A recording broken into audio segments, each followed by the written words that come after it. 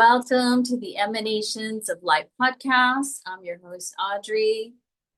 Welcome back to this week's podcast, everybody. It's going to be pretty short. But before we begin, if you're new to my podcast, I'm Audrey.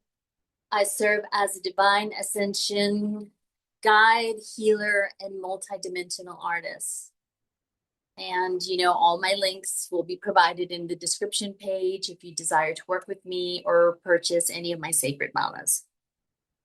So, as I said, today's emanation is just going to be a really short, heartfelt emanation that just kind of came through. I wasn't sure if I was actually going to do an episode, but it just kind of came in really strong. So, it's just more of a heartfelt emanation on the current energies. And then I'm just going to talk a little bit about the ascending timeline. So I hope, first of all, everyone is faring well with these current energies that we're getting blasted by. Looks like August just started off with a bang. The intensity went up a notch, and oh my God, oh boy. I know right now for many of us, we're going through so much. And you know what? Some days feel like we're in this pressure cooker. And, from everything from the heat waves, weather, the catastrophes of fires, the exhaustion, confusion, anxiety, and all the other challenges that we have to face on a regular basis, it can be overwhelming. And I have to share, just like everybody else, I'm feeling it. I feel it from waves of calm, expansion to being stretched beyond my little limitations. And I've been through many, many challenges, from deaths to rebirths, financial stress, moves, change, and so much more over the last couple of years too. And I can attest on how difficult this ascension process can be and really is.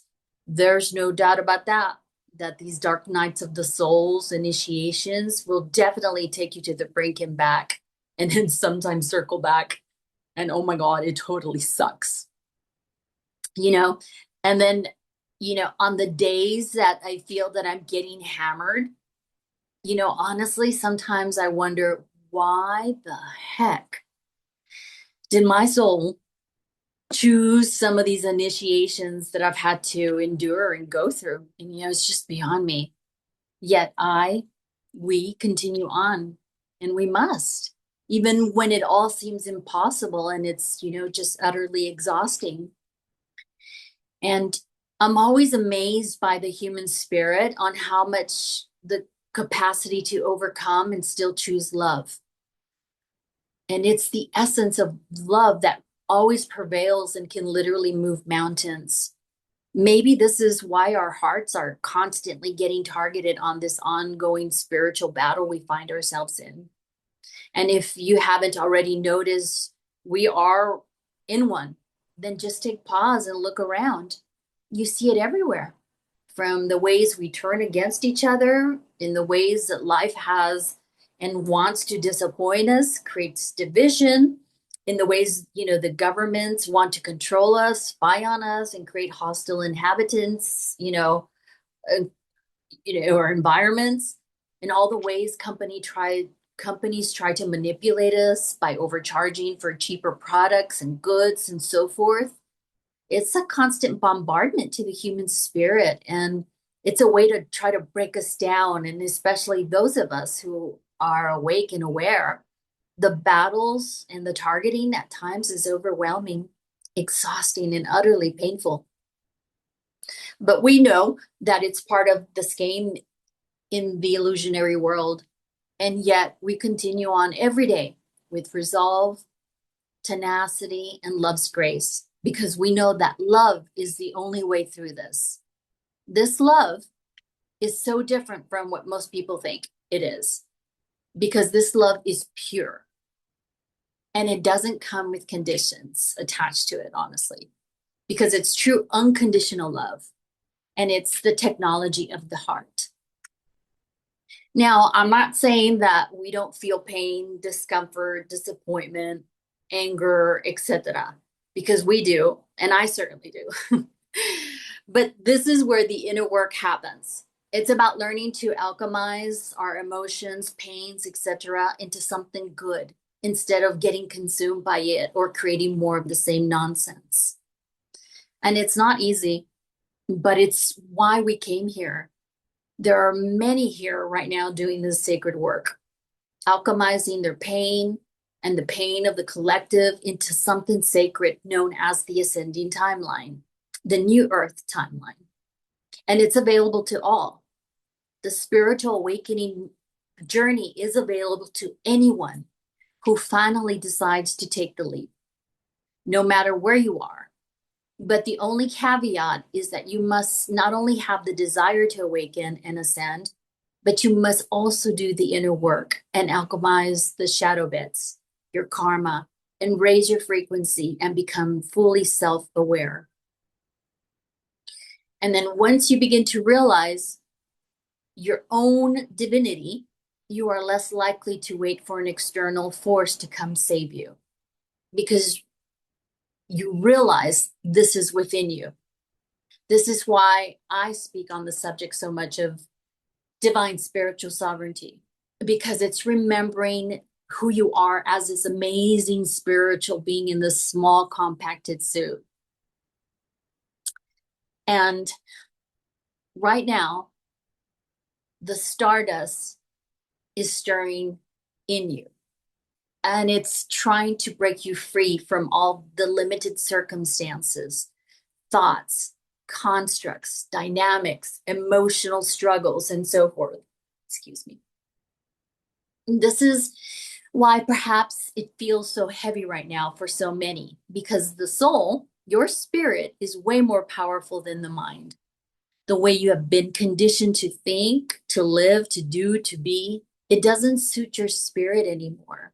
And it is perhaps yearning for more than we've allowed ourselves to settle for. And I honestly think right now, especially, we're being asked to return back to the heart, home, to your true self, to your true source, to divinity, to divine intelligence. And with that comes divine trust in this unfolding, no matter how it may appear. It's asking all of us to live with super duper courage. And trust me, I'm in it right this second. And it's interesting that we find ourselves in the energies of August, the lion, right? So perhaps we're being asked to live with that heart of the lion. And, it's time to begin asking ourselves, are you ready for that? And perhaps that may look like moving away from the inorganic life, the artificial AI-driven world, from the condemning ego-driven consciousness and the patriarchal ways that have pervaded our world for way too long. And finally return to what is truly sacred.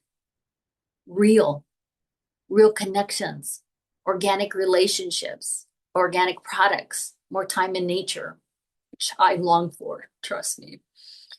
Peace in our hearts and our minds, harmony with each other and the animals, unity consciousness. It's about restoring balance to our own feminine and masculine self. So there's unity within and out. Awakening is sacred remembrance that lives within your DNA, your heart. And once that is activated, you can never turn back. And you eventually can find yourself on the path of the ascending new earth timeline. And there, we can all gather together in sacred space together. And that's unity consciousness. And that's living in the heart. That is heart-based coherence. That is divine intelligence. And this is what I long for. Okay. I said it was going to be nice and short and sweet. So that's all I have. And I hope you've enjoyed today's emanation. And if you'd like to learn more about living in the heart and begin opening yourself up to these 144 divine qualities of love, because that's what they are, the sacred knowledge and teaching is the blueprint for heart coherence living, and it's for the new earth timeline. I'm going to provide you all with this link to this amazing teaching from our beloved mentor who has brought forth this information and teaching for humanity at this pivotal time we find ourselves in. It's called the Magdalene Codex, and you can purchase your copy and you can begin your sacred journey back home. Okay, my beloved friends, that's it for now.